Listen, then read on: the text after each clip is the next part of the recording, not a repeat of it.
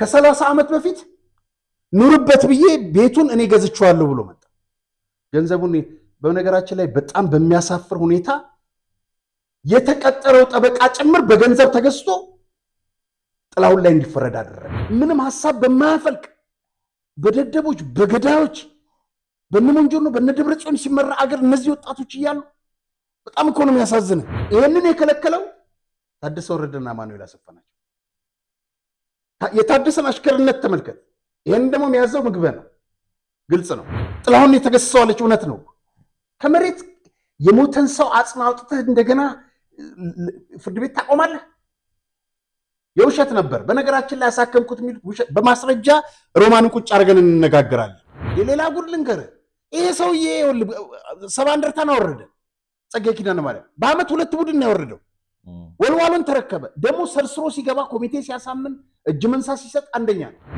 ከወያኔም የበለጡ መጥፎች ናቸው እነዚህ የትግራይ ህዝብ ሲያሳርድ ቆይቶ እንደ ትልቅ ነገር ከትግራይ ህዝብ ጎን ቆመን የትግራይ ጦርነት አምጦልኝ ብሏል እንዴ እኮ ወንጀል ነው ልማት ጉጅሌት ነው ያለው እዛ ነው መበጥበጥ የሚያስችለው አንድ ለአምስት የሚጠረንፈው ምን የሚለው እሱ ነው እችን መዋቅር ማጣት ስለማይፈልጉ የዚህ ሁሉ ክትትል አደረገው ታደሰ አይደለም ይሾመው ዓለም ራሱን በራሱን ይሾመው በመንፈልገው መንገድ ሰላማዊ መንገዱ ይሄድች አይደለም ይሄ ማለት ጦርነት መፈለግ ነው አይደል ቅድም ካለዘር ያስቀራቸው ሰዎች አሉ እሱ ቤተሰቡ የለም ቪላ ሰርቷል ወደ ለንደን ይሄዳሉ በዚህ ኤርፖርት ያው እንደፈለገች ስለነበረች መውጣት መግባት የምትችለው የምትጎተተው ሻንጣ አለች አይደለ በእጅ የምትይዛት እሷ ውስጥ 100,000 ፓውንድ ነበር የተረጋገጠ ነገር ነው ነገር በላይ ዘለቀን ሰቅላ የገደለች ሀገር ከምሩጽ ይፍጠርና ካበበ ቢቂላ ይልቅ እንዲሁም ከጥላሁን ገሰሰ ይልቅ የቦብ ማርሌን ሐውልት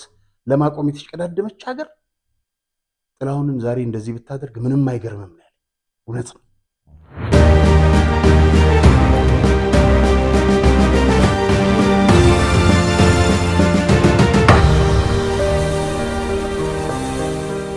ሰላም ጤና ይስጥልኝ ተመልካቾቻችን እንደምን ሰንብታችኋል የምትመለከቱት በአማራጭነት ይዘን ቀረብነው አዲስ ጉዳይ ቻናላችን ነው ዛሬም እንግዲህ እንደተለመደው ፕሮግራሙን ወደ እናንተ ለማድረስ ጋዜጠኛ አርያ ተስፋማርያምና ሮቤል ምትኩ እዚህ ስቱዲዮ ተገኝተናል መልካም ጊዜ እንዲሆንላችሁ ከወዲሁ ተመኘን አርያ እንዴት ነህ ሰላም ሮቤል እንግዲህ ዛሬ የተለያዩ ርዕሰ ጉዳዮችን ይዘን መተናል ወደ ዋናው ርዕሰ ጉዳዮቻችን ከመሄዳችን በፊት እንግዲህ አጫጭር መረጃዎች አሉን እዚህ ፊት ለፊታችን የምንመለከተው ወደዛ ከማለፋችን በፊት ተያያዥነት ስላለው እንግዲህ የኢትዮጵያ እግር ኳስ ፌዴሬሽን የውጭ መልማዮችን እናስመጣለን በሚሉ የተለያዩ ማስታወቂያዎችን ከውቅና ውጭ የሚያስነግሩና ምልመላ እና ምዝገባ በማድረግ ላይ የሚገኙ እግር ኳስ ደላሎችን ማስጠንቀቁ ተሰምቷል እንግዲህ በዚህ ህገወጥ መንገድ ከሚንቀሳቀሱ መካከል ሾኬዝ የተሰኘ ተቋም ከስፔን ሀገር መልማዮችን በማስመጣት ታዳጊዎችን በመመልመል የውጭ ሀገር ድል ለማመቻቸት ምዝገባ መጀመሩን ፌዴሬሽኑ ደርሼበታለሁ ብሏል ተቋሙ አስፈላጊውን የምዝገባ ሂደት ካጠናቀቀ በኋላ ለእውቅና ፌዴሬሽኑ ቢመጣም ተቀባይነት አላገኘም ለዚህ ምዝገባ ከመደረጉ በፊት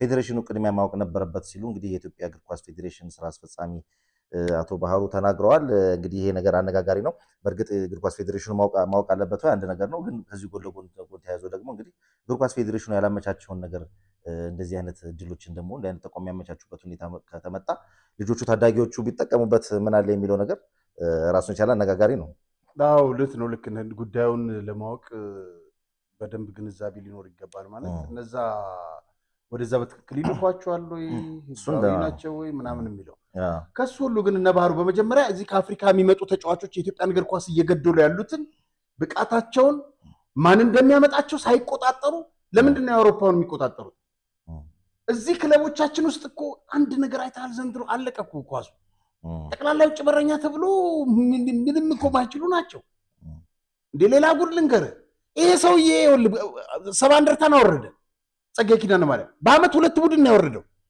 ወልዋሉን ተረከበ ደሞ ሰርስሮ ሲገባ ኮሚቴ ሲያሳምን እጅ መንሳ ሲሰጥ አንደኛ ነው እሱ ብቻ እንዳይመስል ከአፍሪካ ተብለው የሚመጡ 40 ምናምን አመት የሆናቸው ተጫዋቾች የማይችሉ ከየክለቡ ያዞረ ከተጫዋቾች ዳጎስ ያለ ሳንቲም የሚወስደው አንደኛው ይሄ የኢትዮጵያ እግር ኳስ እየገደለ ያለ ይሄ በኢትዮጵያ ታሪክ ውስጥ እንግዲህ በአንድ አመት ሁለት ክለብ ማት ክለብ ነው ያወረደው እሱ አይ ይሄ በአንድ አመት ሁለቱን በማውረድ ታሪካዊ ሆኗል አሁን የሚቀጥለው አመት ሌላ ክለብ ሲሰጠው ታያለ ይሄ ሁሉ ምን መሰለ የህዝብ ገንዘብ ነው የመንግስት ገንዘብ ነው እኔ ፌደራል ኦዲት ቢሮ ለምንድን ነው ገብቶ በእግር ኳሱ ዙሪያ ኦዲት የማያደርገው አላውቅም። እንዴ መንግስት እንዴት ነው ዝም የሚለው? በየማአት ገንዘብ እኮ ነው እየተበላ ያለው። የኢትዮጵያ እግር ኳስ ለውጥ ሳያመጣ ፈቅ የሚል ነገር ሳያመጣ ገንዘብ እየባከነ ነው ያለው። የብሔራዊ ቡድኑ ነገርስ እንዴት ተነሳ ነው? ግረ መንገድ ተያያዥነት ስላለው ኢትዮጵያ እግር ኳስ ብሔራዊ ቡድን እንግዲህ ወደ አሜሪካ በሚያደርገው ጉዞ በገንዘብ እንዲሁም በደጋፊ ትስስር ድጋፍ ለመፍጠር ታሳቢ ተደርጎ የተሰራ ነገር ነው የሚል ሐሳብ መጥቷል። እንግዲህ የኢትዮጵያ እግር ኳስ ፌዴሬሽን ከአሜሪካው ክለብ ዲሲ ዩናይትድ ጋር የጉዞና የተያያዥ ጉዳዮች አጋርነት ስምምነት መፈጸሙ ተከትሎ ነው እንግዲህ ጉዞ የሚካሄደው። የስምምነቱ ዋነኛ ዓላማ ከደጋፊ ጋር ያለን ግንኙነት መፍጠር፣ በተለይም ከዲያስፖራ ማህበረሰብ ጋር መገናኘት፣ በተጨማሪም የብሔራዊ ቡድን ተጫዋቾች የምልመላ ዕድል እንዲያገኙ በማድረግ ወደ ተለያዩ ክለቦች ገብተው መጫወት የሚችሉበት ሁኔታና የኢትዮጵያ ብሔራዊ ቡድን በሚያደርገው ጉዞ ደግሞ የተለያዩ ጥቅማ ጥቅሞችን ማለትም የሽልማት ዕድሎችን ያመቻቻል የሚል ሐሳብ ነው እንግዲህ ከኢትዮጵያ እግር ኳስ ፌዴሬሽን የቀረበው። ግን ደግሞ በዛው ጎን ለጎን ደግሞ ብሔራዊ ቡድን ወርዶ ከክለብ ጋር መጫወቱ ደግሞ የብሔራዊ ቡድን ክብር አይጋፋም የሚል ሐሳብ ግን ከተለያየ ዲሲ ዩናይትድ ትክክለኛው ራሱ ዋናው ቡድን ከሆነ በጣም ትልቅ ክለብ እኮ ነው። እነ ሚያሚ ምናምን ያሉበት ክለብ ውስጥ የሚጫወተው ነው ነበሩ። እነማን ረሳኋቸው? በፊት ጎበዝ ተጫዋቾች ነበሩ። ማለት ጎበዝ ስለ ያው አውሮፓ ውስጥ ውድድራቸውን ሲጨርሱ የሚሄዱበት አገር ነው አሜሪካ ክለቦቹ ማለት እነ ሜሲ አሁን ምናምን ከሴቶቹ ሎዛ አለች። የሴቶቹ ክለብ ውስጥ ሎዛ ልክ አለች። አሁን ለተጫዋቾቹ እድል ለመፍጠር ምናምን የተባለው ለምንድን ነው? ከታዳጊ ክለብ ማሳደግ ሲቻል ቡድኖች አሁንም ደግመዋለሁ የአፍሪካ ተጫዋቾች እየተባለ የሚመጣው ነገር አንድ መፍትሄ እስካልተቋጨለት ጊዜ ድረስ የኢትዮጵያ እግር ኳስ ባንክ የፈለከውን ክለብ ጥራልኝ በኢንተርናሽናል ውድድር በአፍሪካ ውድድር አንድ ፈቅ ያለ ምን ውጤት ያላመጡ ጊዮርጊስም እንደዛው። ስለዚህ የውጭ ተጫዋች ጥቅሙ ምንድነው ነው? ለኢትዮጵያ እግር ኳስ የማያሳድግልህ ከሆነ ለምንድን ነው አገር ተጫዋቾች እድል የማይሰጣቸው ነው? እውነት ነው። እሱ ትክክል ነው። መልካም ወደ ዋና ርዕሰ ጉዳዮቻችን ከመሄዳችን በፊት የዲኤምሲ ሪል ስቴት መልእክት አለ። እጅግ ዘመናዊ መንደር እየተገነባ ይገኛል። በዲኤምሲ ሪል ስቴት እንግዲህ ከ60% የባንክ ብድር ጋር በ30% ልዩ ቅናሽ ከ8% ቅድሚያ ክፍያ ጀምሮ ማለትም 487118 ብር ጀምሮ ከስቱዲዮ እስከ ባለ 4 መኝታ የንግድና የመኖሪያ ቤቶችን እንዲሁም ሱቆችን ማግኘት ትችላላችሁ። በመሃል ለቡ መብራት ኃይል ከዲኤምሲ ሪል ስቴት የመረጡትን ቤት ገዝተው ዘለቄታዊ ሀብት ያፍሩ እያለ ነው ዲኤምሲ ሪል ስቴት። እንግዲህ ይህ ቅናሽ ጥቂት ቀናቶች ብቻ ቀርተውታል። በፍጥነት የግሎ ያድርጉ እያሉ ነው። ለበለጠ መረጃ 0989578779 ላይ ደውላችሁ መነጋገር ወይም ደግሞ በአካል ሄዳችሁ ማግኘት ትችላላችሁ። ከአዲስ ጉዳይ ነው የመጣ ነው ስትሉ ደግሞ ታሳቢ ቅናሽ ይኖራቸዋል።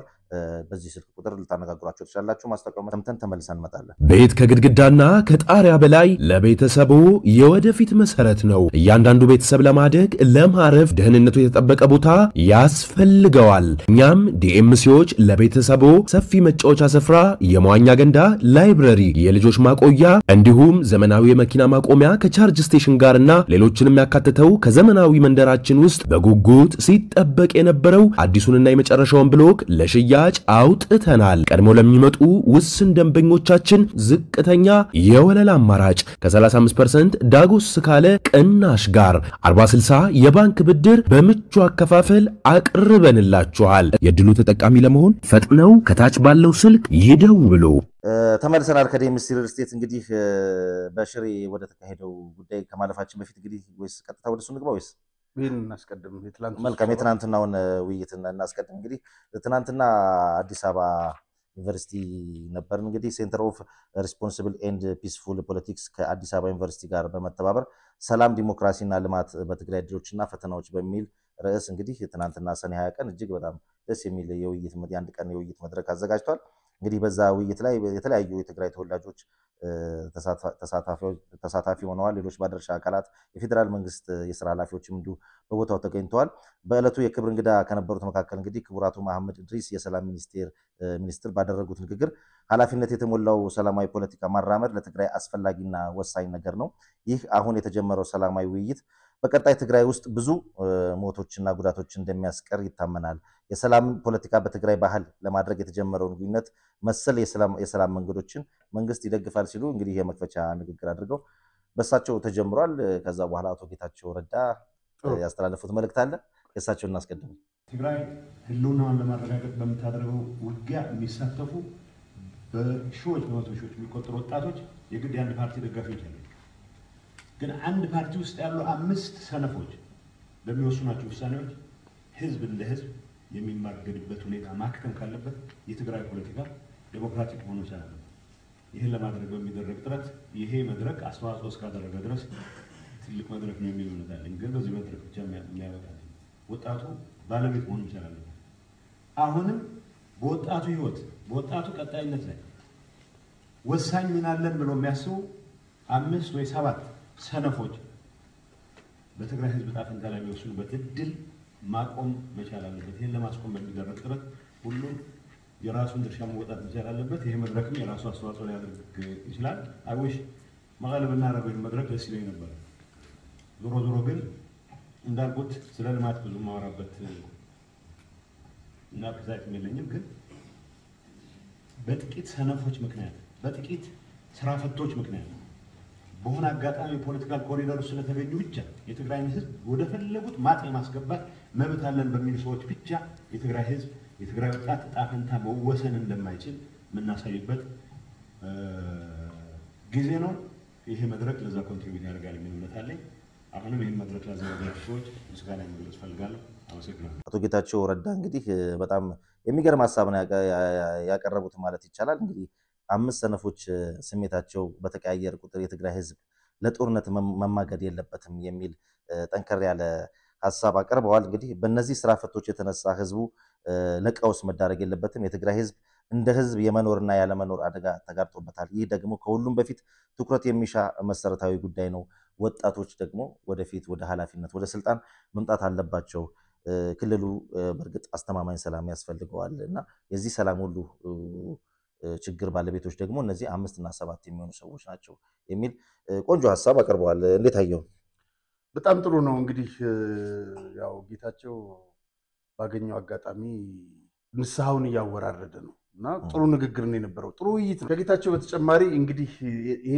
ረዳት ፕሮፌሰር ሸዊት ገብረእግዚአብሔር ይባላል ነው የሴኩሪቲ ማስጠበቅ እሱን የመከላከል እሱን ኢንፎርስ የማድረግ ጉልበቱን በተለያዩ ኃይሎች እየተቀማ መጥቷል ማለት ነው ነንስት አክተርስ የሚላቸው ስለዚህ በጣም ብዙ በራሳቸው መንገድ የራሳቸውን ጥቅሞች ለማስከበር የሚሞክሩ መንግስት የሚባለው መንግስታዊ መዋቅሮች የሚገዳደሩ ኢንስቲትዩሽንስ መፈጠር ጀምረዋል and በጣም ሰፋ ያለ ፖለቲካል and ኢኮኖሚክ ኢንተረስትስ ያላቸው ኃይሎች ናቸው በአጠቃላይ ስናያቸው ማለት ነው and ሂዶ በኔ እይታ አሁን ትግራይ ውስጥ ያለው የኢንሴኩሪቲ ሌቨል የደህንነት ስጋት መጠኑ ከክልሉ መንግስት ብለን የምንጠራው የጊዜያዊ መንግስት አስተዳደሩ ኮንትሮል የማድረግ የመቆጣጠር ካፓሲቲ ከዛ የዘለለ ነው በያስራለሁ ምክንያቱም መንግስት የምንለውና መንግስታዊ መዋቅሮችን ሁላ የሚገዳደሩ እነሱን አልፎ የሚሄዱ ውሳኔዎችን የማይቀበሉ የሚያስፈጽሙ በጣም ብዙ ጉልበተኛ የሆኑ ኃይሎች መፈጠር ጀምረዋል በየአካባቢው ማለት ነው እሱ በጣም አንድ ትልቅ የትግራይ የኢንሴኩሪቲ ምንጭ ነው በየማስበው እንግዲህ ቀጥሎ ተናጋሪ ነበር ዶክተር አሰፋ ላከ ነው እስቲ ሚለውና አዳም ደግሞ በህዝቡ መሃል ላይ ከፍተኛ የሆነ ቅራኔ የተፈጠረበት ፖለቲካል ዲሽኒቲ ሴኩሪቲ ዋይዝ ቨሪ ቮላታይል ስለሆነ ማለት ነው እነዚህ እንግዲህ ኢምፕሊኬሽናቸው ምንድን ነው ብለን ያየን እንደሆነ ዲሞክራቲክ ጋቨርናንስን በጣም የሚፈለግበት ዘመን ላይ ደርሰናል ዲሞክራቲክ ጋቨርናንስ አትሊታቸው እንደገለጸው የመኖርና ያለመኖር ጉዳይ ሆነ ቅንጦት አይደለም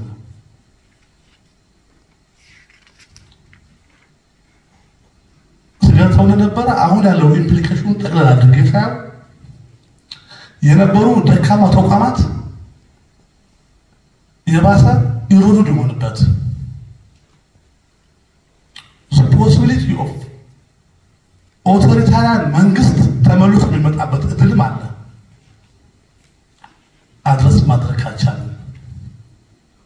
እነዚህ በሙሉ ታሳቢ ተደርጎ በትግራይ ላይ አፋጣኝ የሆነ የፖለቲካ ሪሃቢሊቴሽን እና ሪኮንሲሊዬሽን ስራዎች ያስፈልጋሉ ብያምናለሁ ከሪሃቢሊቴሽን የተነሳው እንደሆነ ኢሚዲየት ኮንሰርኖችን አድረስ ከማድረግ አንፃር ላይክ አንድ ሰው የትግራይ መሬት በኤክስተርናል ፎርስ ላይ ያለው በአማራ ምን ነው በኤርትራ መንግስት ሮቤል እንግዲህ ይህንን ይመስላል። እኔ በእውነት እንደ ትላንትና የተደሰትኩበት ቀን አልነበረም። ወዳጃችንም እስክንድር ነበር። ሁላችንም በእውነት እኔ እንደዚህ አይነት ለውጥ እስክንድር ለውጥ ይመጣል ምናምን ሲለኝ እንደዚህ አይነት ለውጥ አልጠበቅኩም ነበር። እነዚህ ልጆች በጣም አቅፌ ነው የሳምኳቸው። ረዳት ፕሮፌሰሩንም ዶክተሩንም በቃ ትግራይ ተስፋ እንዳላት አየሁኝ። እኔም በፊት ምሁራን አሉ። እስቲ አስበው አሁን በዚህ በሻገተ ምንም ሐሳብ በማያፈልቅ በደደቦች በገዳዮች በነሞንጆ ነው በነደብረጽዮን ሲመራ አገር እነዚህ ወጣቶች እያሉ በጣም እኮ ነው የሚያሳዝነው። ትላንት ያንን ነበር ማየ የነበረው። ከነሱ ንግግር ከነሱ አቀራረብ ከነሱ ሐሳብ በተጨማሪ ፊቴ ይመጡ የነበሩት እነዛ ሰዎች ናቸው። በጣም እኔ ምን ብዬ እንደማመሰግናቸው አላውቅም። እነሱም ብቻ ሳይሆን አንድ ዶክተር ጽጌ የሚባልም ከኋላ ሲናገር የነበረው ጽጌ ነው ዶክተር ጽጌ መሰለኝ ጽጌ ነው አዎ እንትናን ጠይቄ የመቀሌ ዩኒቨርሲቲ አዎ እሱም ያለውን ሰምተሃል። እንኳን ተለያያችሁ። እነሱም ያሉት ይሄንን ነው። በተለይ ዶክተር አሰፋ ያለውም ይሄንን ነው። እና በጣም ጥሩ ሐሳብ ነው የነበረው ትላንትና። በዛው ልክ ግን እምልህ ሁሉ ጊዜ እንደዚህ አይነት ስብሰባዎች ሲዘጋጁ ለምሳሌ ከመቀሌ የመጣች ልጅ ነበረች። ምንድነው በትግርኛ ቃሉ ጠፋኝ። እንፈውሳለን ነው ምናምን አይነት ነገር ነው ትርጉሙ ይመስለኛል። ጥሩ ነው። እኔ ስለ ማህበራቸው ስለምናምን አይደለም ማውራት የምፈልገው። ግን አንዳንድ ጊዜ ተጽፎ ተልኮ ተሰጥቶ የሚመስል ነገር መጥተው ይናገራሉ። ይሄ ደከማ አሰራር 50 ዓመት የፈጁበት ነው ህወሓቶች። እና ምንድነው ያለችው ሁለቱ ማነው ጦርነቱ በሁለቱ አካላት ተፈራርሞ ከተጀመረ በኋላ ጦርነት እንዴት ነው ተፈራርመ የምትጀምረው? ምን አይነት አሁን ያቺ ሰሜን ዕዝ ጥቃት ምናምን ላለማንሳት ነው።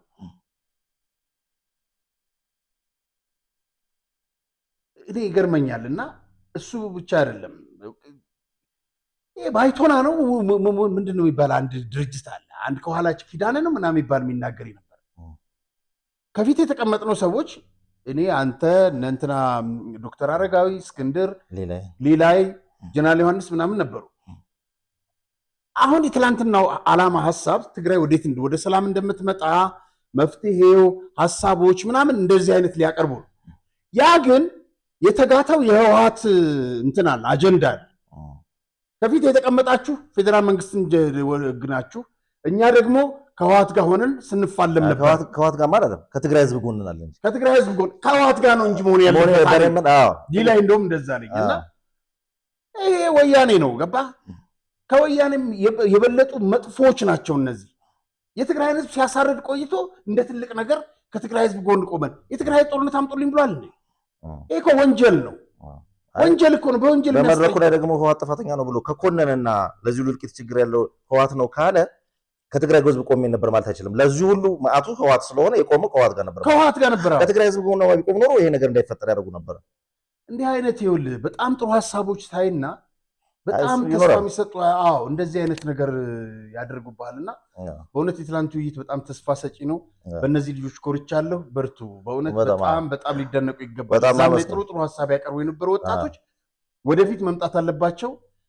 ጌታቸውም ያለው ነገር ነው፣ ሌሎቹም ያሉት ነገር ነው። እነዚህ በእውነት እነዚህ ላይ ያየሁት ብርታት፣ አቅም፣ ጉልበት በጣም ልዩ ነበር። በነገራችን ላይ እዛች ላይ እዚህ ላይ ማንሳት የምንፈልገው ደጋግመው ከዶክተር አረጋዊም ጀምሮ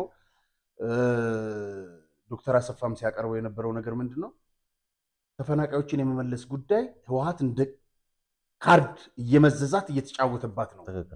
ስለዚህ እሱን ፌደራል መንግስት ቢሸፍን ኖሮ ቢያስተካክል ኖሮ ዛሬ ለለውጥ ተነስ ስትለው ህዝቡ ታገል ስትለው ይነሳ ነበር። ጥያቄዎች አይኖሩት። ኬንዳ ማለት ደጋግመው እንትና ረዳት ፕሮፌሰር ኬንዳ የሚለው ድንኳን ነው። በድንኳን ውስጥ የሚኖር ህዝብን ታገል ስትለው ምን ማለት ነው አለ። በሽታ ይኖራል፣ ጎርፍ ይኖራል፣ ሕክምና የለውም፣ ብዙ ነገር አለ። እውነት ነው፣ ያሳዝናል። ለዛ ሁሉ የዳረገው ህወሓት ቢሆንም ግን ፌደራል መንግስቱም ግዴታ አለበት ህዝቡ ስለሆነ አካሉ ስለሆነ እና ዝም መባል የለበትም በማለት ያቀረበው ሐሳብ በጣም የሚገዛ ነው። ሌላው ዶክተር አሰፋ ምንድነው ኢሚግሬሽን እጂ ፓስፖርት ለማሳደስ ለምን በትግራይነት እንትን እላለሁ ይሄን ደግሞ እንዳላመር ትግራይ ስቴት ደግሞ መታወቂያ ይከለክሉሃል አለ እና ይሄን የሚያደርጉ ሰዎች ይሄንን ስለከለከሉኝ ብቻ ነው ትግራይ ትገንጠልል ነው አለ እኔ ትግራይ በመገንጠል ከሚያቀነቅኑት አይደለም ብሎ በጣም የተባረከ ሐሳብ በጣም ድንቅ በእውነት የማጠግበው ሐሳቦች ነው ሲያቀርቡ የነበሩትና እናመሰግናለን በእውነት ደስ የሚል ውይይት ነበር እንግዲህ ትግራይ ውስጥ እንዲህ አይነት ምሁራኖች ራሱ ወደፊት ፈጠው መውጣታቸው ህዋት እንደዚህ ፊት ለፊት በርግጥ ህዋትን ብሎ መጥራት በአሁን ሰዓት ላይ استت ነው ጠፍቷል ህዋት ይባል ድርጅት የለም ታግዷል ፈርሷል ወድ ራያ የሚሉት ሚኪ ራያ ነው የሚሉት እሱ ማለት ቆንጆ ሐሳብ ነበር ያቀረበውና እንዲህ አይነት ሰዎችን በድፍረት መውጣት ሁሌም የምንለው እኮ ነው ትግራይ በቂና የተማረ በጣም ካሉት እነዚህ በጣም ወደ ኋላ የቀረ አስተሳሰብ ሁሌ በነፍጥና በኃይል በጉልበት በግፍ ሰውን አንገት ላይ ቆመው መግዛት ከሚያስቡት ሰዎች የተሻሉ ምሁራን አሉ ብለን ደግሞ እንደጋግመን ስንል የነበረው ጭራሽ ደግሞ ይሄው እንደዚህ በወጣቶች ላይ ማየት ራሱ የሚያስደስት ነውና ረዳት ፕሮፌሰር ሸዊትንም ሆነ ዶክተር አሰፋ ላከን እጅግ አድርገን እናመሰግናለን ቲቪ ቢሆን የቲቪ ፕሮግራም ቢሆን ኖሮ ንግግሮቻቸው በጣም ሰፋ ያሉም ቢሆኑ ጠብ ሳይል ተመልካቾቻችን ቢሰሙት የሚገርሙበት እንዴ እንደዚህ አይነት ትግራይ ተወላጆች አሉ የሚያስብል ነበርና አስደማሚ አዎ የዝግጅታችን ፎርማት ያን ነገር ስለማይፈቅድ ያው እንግዲህ ሐሳቡን እኛ ጨምቀን አቀርበናል ወደፊት ደግሞ እንግዲህ የምናገኝበት እድል ካለ አምጥተን እዚህ ሐሳባቸውን ለህዝብ እንዲያደርጉ እንጋብዛለን መልካም እንግዲህ በሽሬ የተካሄደው ሚስጥራዊ ስብሰባ ላይ የተላለፈ ውሳኔ አለና እዛ ላይ የተላለፈ ውሳኔ ምንድነው እሱን ተመልካቾቻችን የሚሰሙት እንግዲህ በቀን 13/10/2017 ነው በሽሬ እንዳስላስ ከተማ አደመ ቡድን በነበራቸው የሚከተሉትን 6 ነጥቦች ውሳኔ አስተላልፈዋል ምዕራብ ትግራይን አብይ ፈቅዶ ስለማያስመልስልን አሁን በኃይል ማስመለስ አለብን ብለዋል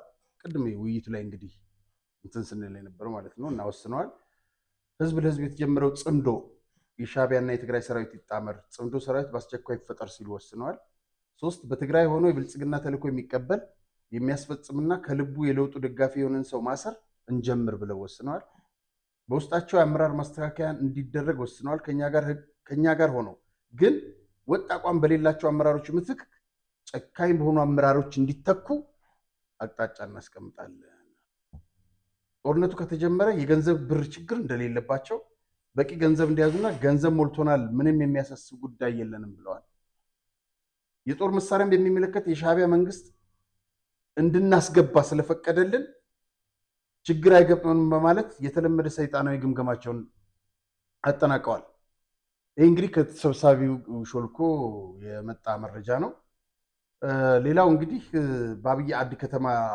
ለስብሰባ ባብይ አበዲ የተመለከተ መመሪያ ነው ለስብሰባ ዝግጅት አድርጎ የሚል ከላይ ትዕዛዝ ተሰጥቷል ባብይ አዲ ከጸጥታ ፍስሐ በስልክ አማኑኤል አሰፋ በስልክ የተላለፈ ሲሆን ከአድሚ 60 ግን እስካሁን ገና ነው በዚህ ደግሞ ለከተማዋ ከንቲባ በስልክ በተሰጠው መረጃ መሰረት ለተቋቋሚው ከተማ የጸጥታ ኮሚቴ መመሪያ ሰጥቷል የጸጥታ ኮሚቴ ደግሞ ለኮሚቴው በ14/10/2017 ከምሽቱ 4 ሰዓት ሰብስቦ የመመሪያ ኦሪየንቴሽን ሰጥቷል የተሰጠው መመሪያ ዝግጅት ደግሞ በከተማ ደረጃ ሁሉንም ያማከለ ጥናትና ክትትል አድርጉ ዋናው መመሪያ እስኪሰጣችሁ ድረስ የሰራዊቱና የፖለቲካው አመራር የማደራጀት አሰራር ይህ ማለት ግንባር ከዞን አርሚ ከዞን ኮር ከወረዳ ከተማና ክፍለ ከተማ በሚል አወቃቀር ስራና ኃላፊነት ይዘው ጦርነት ለመጀመር በተጠንቀቅ ላይ ይገኛሉ አርሚ 60 ትላንት ባወጣው መጥተው ትዕዛዝ ይሰጣሉ ተብሎ የነበሩት ያልተገኙበት አንዱ ምክንያት የበላይ ከፍተኛ አመራሮች ስብሰባ ተቀምጠዋል የሚል ሲሆን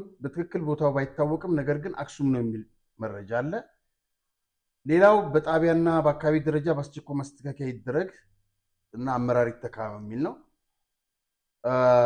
የቀድሞ አመራር እንዲመለስ የተፈለገበት ምክንያት በስንብትና ክዶ የመጣ ሰራዊት እንዲሁም ወጣቱን ኃይል አሳምኖ ለመላክ ታቅዶ ነው በተጨማሪም ዋናው ፍላጎት የጉዳይ ከመጀመሩ በፊት ሁሉም ኬላዎች ጠንካራና ጥብቅ ቁጥጥር ይደረጋል ያል ቀበልም ያለ ተመላሽና ከጂ ሰራዊት ግን በግድ እየታፈሰ እንዲዘምት ይደረጋል ቀልድ የለም ከሌሎች አካባቢዎች እየመጡ የሚደበቁ እንዳይኖሩ ጥብቅ ክትትል ይደረግ እነዚህ በፍጥነት ሰርተን በቂ ዝግጅት እናድርግ ከዛ በኋላ በአጭር ጊዜ ውስጥ ከበላይ አመራር መመሪያ ይተላልፋል ጦርነቱም ይጀምራል በነፃ መሬት ያለው ሁኔታ ሁሉንም አይነት ዝግጅት አድርገናል ይህ ማለት እርምጃ ለመውሰድ በቂ የሆነ ኃይል መልምለን ጨርሰናል ወደ ቦታው ሄደው ማን የትኛውን አመራር ነፃ መሬት ላይ ይመታል ወይም ይገድላል የሚለው ስላለቀ በዚህ በኩል ስጋት እንዳይገባችሁ በጀትን በተመለከተ ወዲ ወረደ እንደ መንግስት እንደሚያግዝም ገልጾልናል። እስከዛው ድረስ በሰማዕታት ስም ህዝባችን እና ወጣቱን እየቀሰቀስን እያሳመንን እንቆይ፣ ሰፊ ንቅናቄ እንፍጠር። እነዚህን ይመስላሉ እና እንግዲህ ሽሬ ላይ በተወሰነው ውሳኔ መሰረት በመጀመሪያው ዙር 3 ቀጥሎ 11 መልምለው ወደ ነፃ መሬት የላኳቸው ሰላዮች ማለት ነው። ያደመ ሰላዮች እነ ምግብ የላኳቸው በቁጥጥር ስር ውለዋል እዛ ነፃ መሬት። እንግዲህ አሁን አደመ በአጭር ጊዜ ጦርነት እንደሚጀምር ግልጽ አድርጓል። በዚህ ጦርነት ቅድ መሰረትም በጽብላና ሽራሮ ግንባሮች እንዲሁም በሱዳን በኩል በሚገኘው አርሚ ጥቃት ለመጀመር መወሰናቸው ነው የተገለጸው። እነዚህን ይመስላሉ መረጃዎች። መልካም። ታደሰ ወረደ አዲስ ሹመት ሰጥቷል የሚል መረጃ ወጥቷል። ማን ነው ተሿሚው? በጣም ጥሩ። እንግዲህ ባለፈው ዓለም ገብረዋህድ ሊሾም እንደሆነ ጠቆም አድርገን ነበረ። በዚሁ መሰረት እንግዲህ እንደምታየው በዚሁ በደብዳቤ ላይ ርዕሱ የስራ ምደባን በተመለከተ ለማሳወቅ ይላል። ከሰኔ 1 ጀምሮ በጊዜያዊ አስተዳደሩ በትግራይ ደረጃ ምክትል እንግዲህ አንድ ነው ምክትል መሆን ያለበት ሲል ነበር አለ እንትና። አሁን አማኑኤልም አለ ምክትል ፕሬዝዳንት በማድረግ የፖለቲካ ጉዳዮች አማካሪና ክትትል እንዲሁም የዞን የወረዳ የከተማ እነዚህን ሁሉ ጠቅልሎ ዓለም ገብረዋህድ እንዲሰራ መድቦታል እና ጥቅማ ጥቅምንና ሌሎችም ነገሮች እየተከፈለ እንድትቀጥል ብለውታል። ፊርማም አለ። እንግዲህ ትላንትና በስብሰባው ላይ በውይይቱ ላይ አንድ ቅድም ያዘነጋነው ነገር አይታል። ከታደሰ ወረደ ምንም ነገር እንዳትጠብቁ፣ ተላላኪ አስፈጻሚ ሆኗል። እነሱ የሚሉትን እንትን ብሏል። ታዛዥ ነው። ይሄ አሁን አይደል በጣም ከባድ አካሄድ። ባለፈው እና ዓለምና እንትና ልዩነት አላቸው ውሸት ነው ብለን ነበር። አሁን ዓለም እዚህ ጋር የተመደበው ለመሰለ ስብሃት ታስታውሳለህ? ቀበሌን መልቀቅ ማለት ህወሓት መሰረቷን አጣች ሲል ነበር። ወረዳና ቀበሌ ምናምን ልማት ጉጅሌት ነው ያለው እዛ ነው መበጥበጥ የሚያስችለው 1 ለ5 የሚጠረንፈው ምን የሚለው እሱ ነው። እችን መዋቅር ማጣት ስለማይፈልጉ የዚህ ሁሉ ክትትል አደረገው። ታደሰ አይደለም የሾመው፣ ዓለም ራሱን በራሱን የሾመው። እነ ደብረጽዮን እነ ሞንጀርኖ በሚሰጡት ትዕዛዝ ነው የሚንቀሳቀስ ያለው። ስልጣን ሁሉ ትለቃለህ ብለውታል። እሺ ነው የሚለው።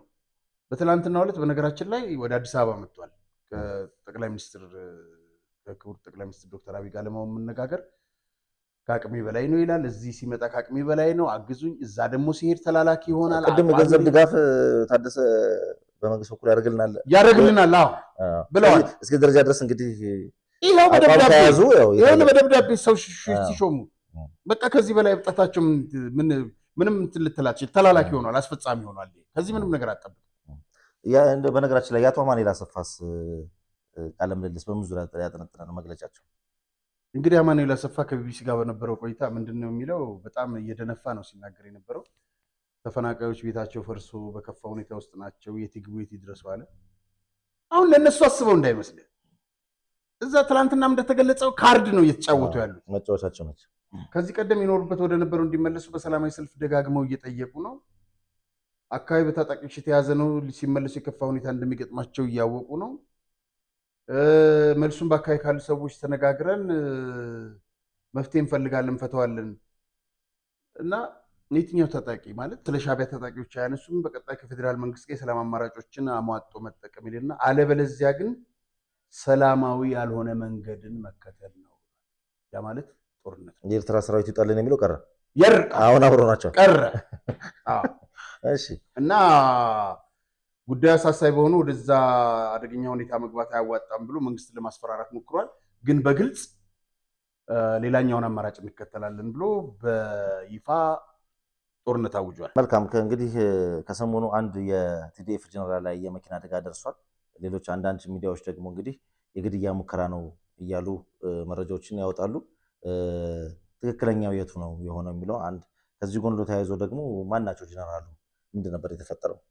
እንግዲህ እዚህ ፎቶ ላይ እንደምታየው የአርሚ 44 ዋና አዛዥ ጀነራል ገብረ ዮሐንስ አባተ እንግዲህ ከነ ወዳን ጥሩ ከነ ወናጋ አቋም ይዘው ከወጡት ጀነራሎች አንዱ ነው። ደፋር ነው፣ ማንንም አይፈራም እና የመኪና አደጋ ነው የደረሰበት እንጂ ግድያ ሙከራ አይደለም። እንግዲህ እዚህ ጋር እንደምታየው እሱ የነበረባት መኪና በእንደዚህ አይነት ሁኔታ ነው የተጎዳቸው። ከፍተኛ ጉዳት ደርሶበታል። ያለፈው ሳምንት ነበር ጉዳት አደጋው የገጠመው ከ5 ቀን ነው ከ6 ቀን በፊት በ14 እና በጣም የሚያሳዝነው በትላንትናው ዕለት ወደ አዲስ አበባ ለመምጣት ከፍተኛ ሕክምና ለማግኘት ኤርፖርት ላይ መቀሌ ኤርፖርት ላይ እንዳያልፍ ተደርጓል። በቁም ነው የገደሉት። ድጋሚ እንደገና አሁን ካደጋው በኋላ ማለት ካደጋው በኋላ እና በጣም አሳሳቢ ደረጃ ላይ ነው ያለው አደጋው። እንደምታየው በጣም ተጎድታለች መኪናው እና ይሄንን የከለከለው ታደሰ ወረደና ማኑኤል አሰፋ ናቸው። የታደሰን አሽከርነት ተመልከት። ይሄን ደግሞ የሚያዘው ምግብ ነው፣ ግልጽ ነው። ስለዚህ ተናበው ነው የሚሰሩት። በሰው ህይወት ላይ ፈርዷል እሱ። ከነሱ ያፈነገጡ ጀነራል ስለሆኑ ህክምና እንዳያገኙ ነው። እንዳያገኙ እና ይሄንን አድርገውታል። መልካም ያንድ አዛውንት ቪዲዮ አለ አጥር አጭር ቪዲዮዎች እሷን እንስማና እስቲ በሱ ላይ እናውራ። ትርጉሙ ትነግረናል።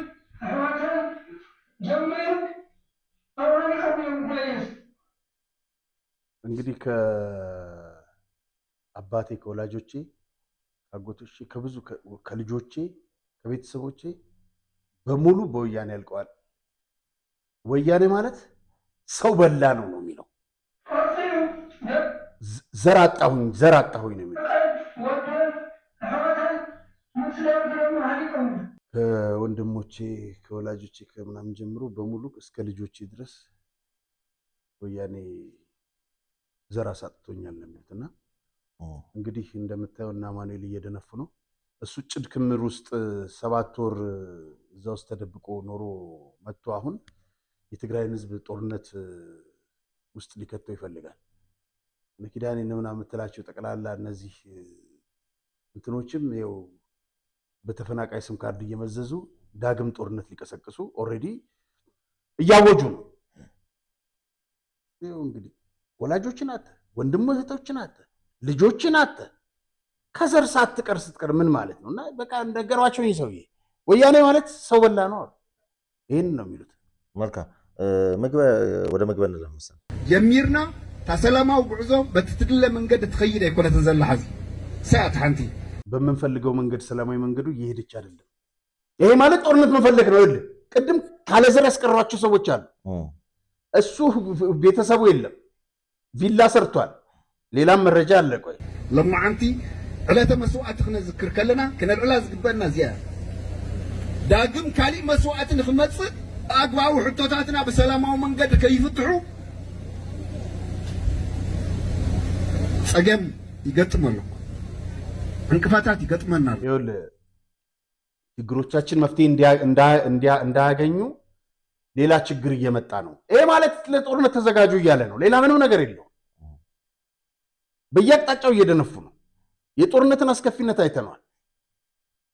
ግን በእነዚህ ማነው ጌታቸው እንዳለው ትናንትና ስብሰባ ላይ 5 ሰዎች ከሚያስከረክሩት 5 ሰዎች ማስወገድ ይሻላል። እነዚህን በጣት የሚቆጠሩ ሰዎች ዛሬም ሌላ ከሚገብሩ ሌላም እንዲገብሩ ወጣት ከመፍቀድ እነዚህን ማስወገድ ነው ምርጫው። እንግዲህ ስለ ምግብ ካነሳ ዘንዳ እነዚህ ማሽኖች ስፔሮች ናቸውና ከትላንት ወዲያ በጉምሩክ በቁጥጥር ስር የዋሉ ናቸው። ወርቅ አዝማች ምግብ ኃይሌ እንግዲህ ባንዲት ሴት በኩል ወደ ሀገር ቤት ሊያስገባው ሲሞክር በጉምሩክ ነው የተያዘው። እነዛ የወርቅ ማሽኖች ናቸው እና ይሄ ሲሆን እንግዲህ ከዚህ ቀደም ከዓመት ከምናምን በፊት በወንድሙ አማካኝነት እንደዚሁ ሊያስገባ ሞክሮ በጉምሩክ ተቆጣጣሪዎች በቁጥጥር ስር ውሏል። የዛን ጊዜ የተፈናቃዮች ያስመላሽ ኮሚቴ ተብሎ ወደዚህ ከመጡት ውስጥ ከመንግስት ጋር ለመነጋገር አንዱ እሱ ነበር።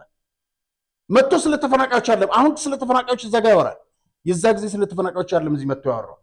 የፌደራል መንግስት ባለስልጣናት ጋር እየዞረ እየተማጸነ እባካችሁ የተያዙብኝን ከወርቅ ጋር በተያያዙ ቁሳቁሶች ማለት ነው ልመናና ተማጽኖ ያደርግ ነበር።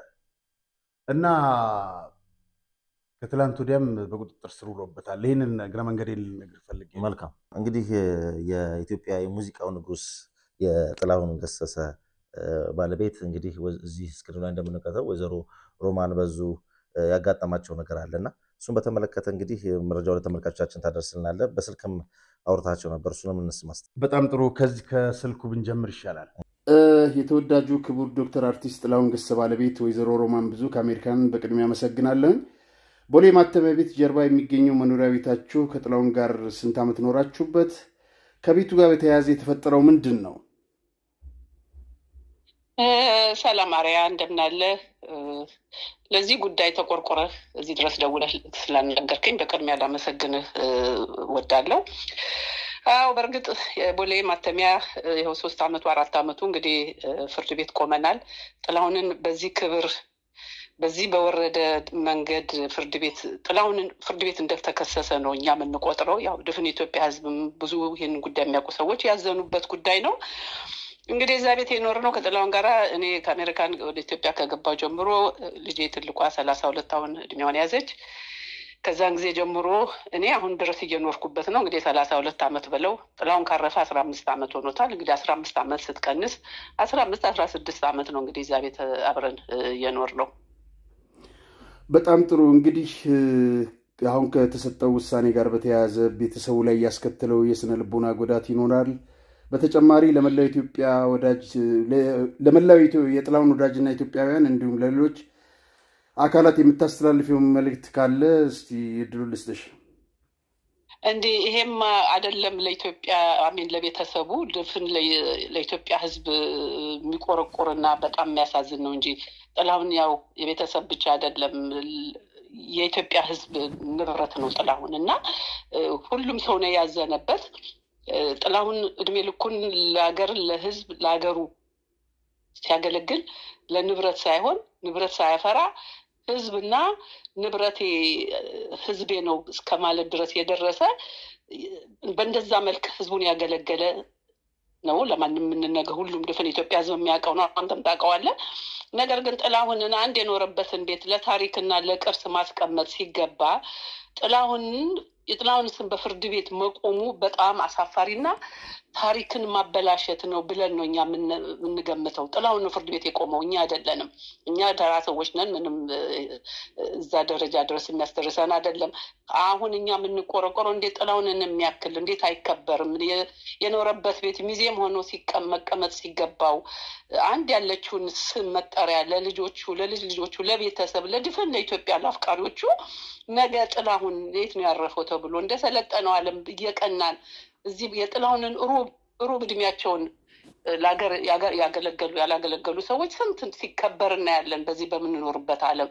እንደነ ማይክል ጃክሰን፣ እነ ኤልቪስ ፕሬስሊ፣ እነ ፍራንክ ሲናትራ ዩኔሚት ያ ሁሉ ስታይ በሰው ዓለም ትቀናለህ። በእኛ ሀገር ደግሞ መቼም ለእኛ ከፍራንክ ሲናትራው ከዛ በላይ ነው የኛ ጥላሁን ለድፍን የኢትዮጵያ ሕዝብና ይህን ያህል ክብር ተነሶት አንድ ቤቱን አፍርሶ ለገንዘብ ለንብረት ክብር መቅበር ማለት ያሳዝናል።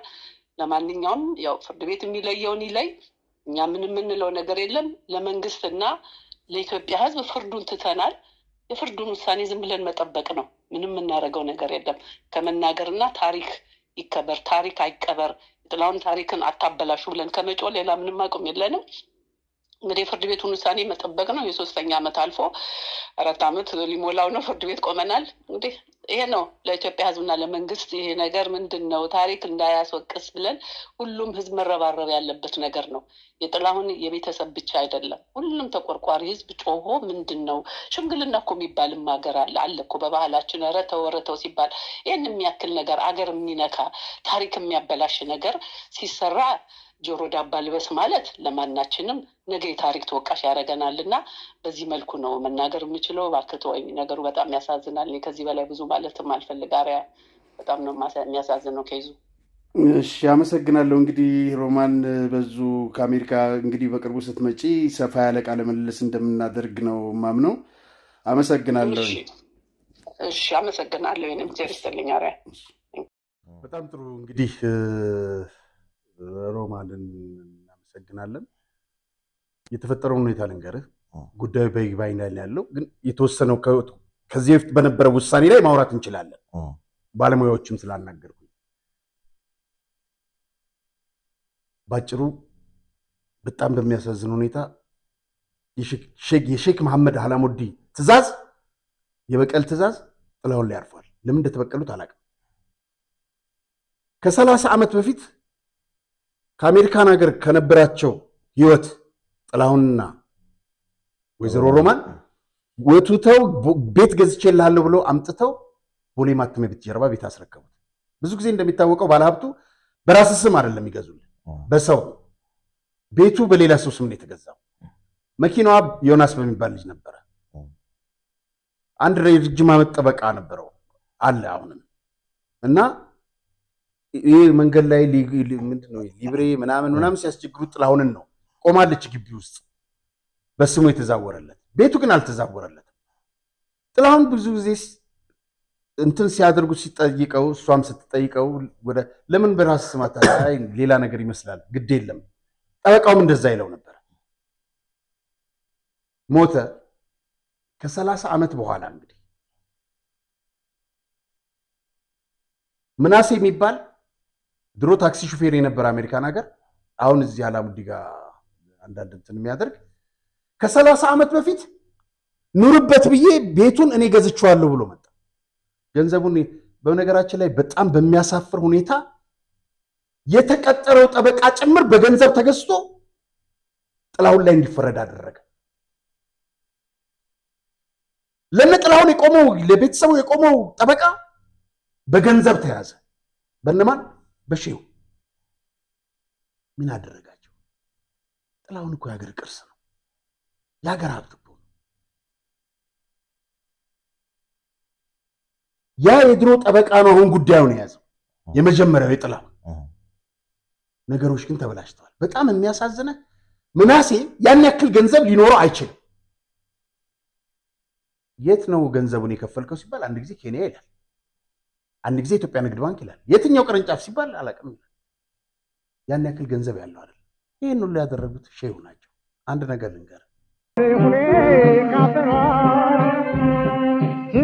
ለድል ታሪክ እናቱ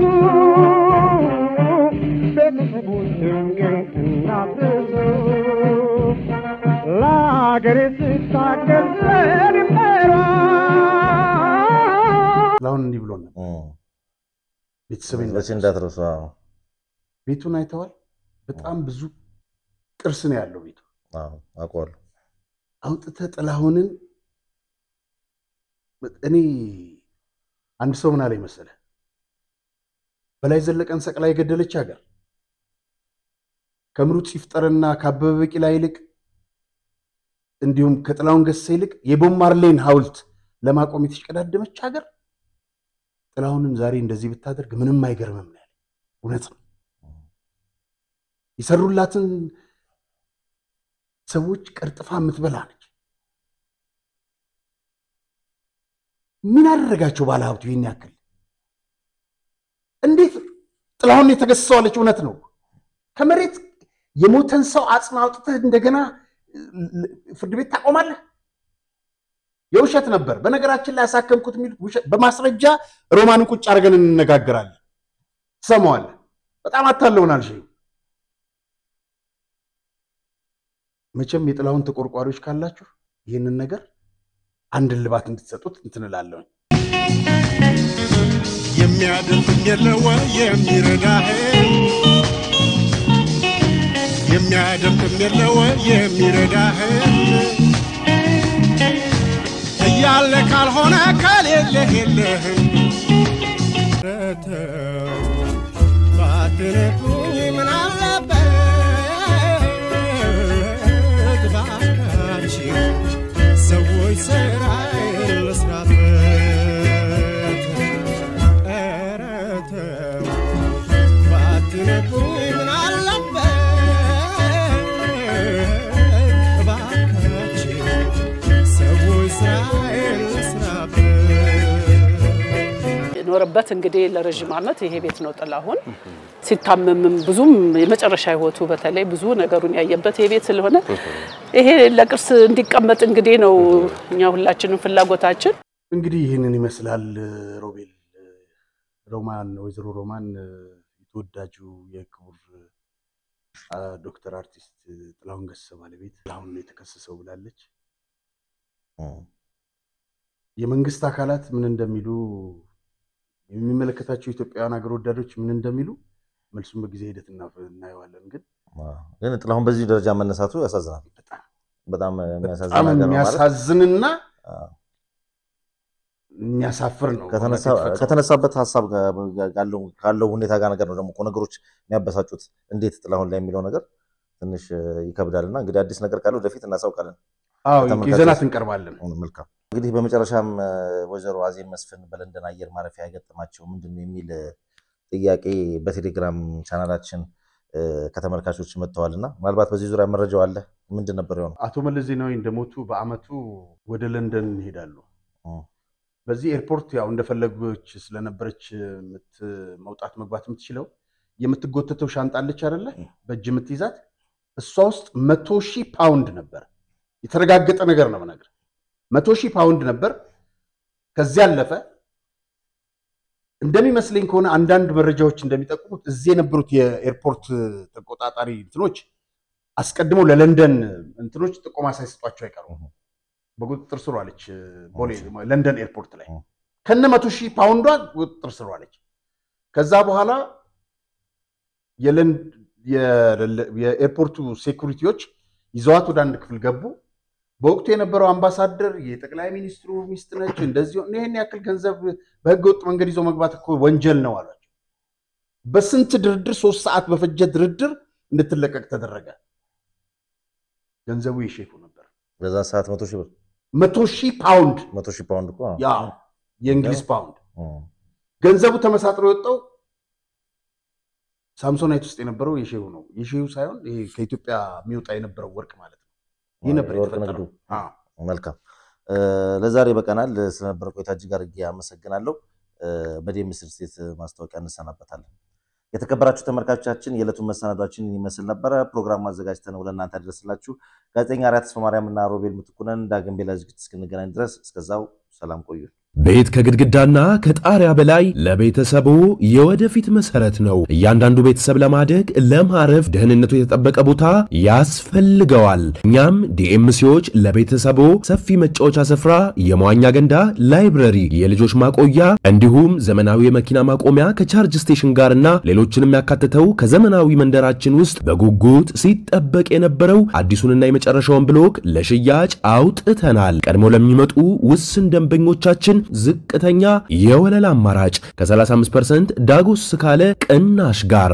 40/60 የባንክ ብድር በምቹ አከፋፈል አቅርበንላችኋል የድሉ ተጠቃሚ ለመሆን ፈጥነው ከታች ባለው ስልክ ይደውሉ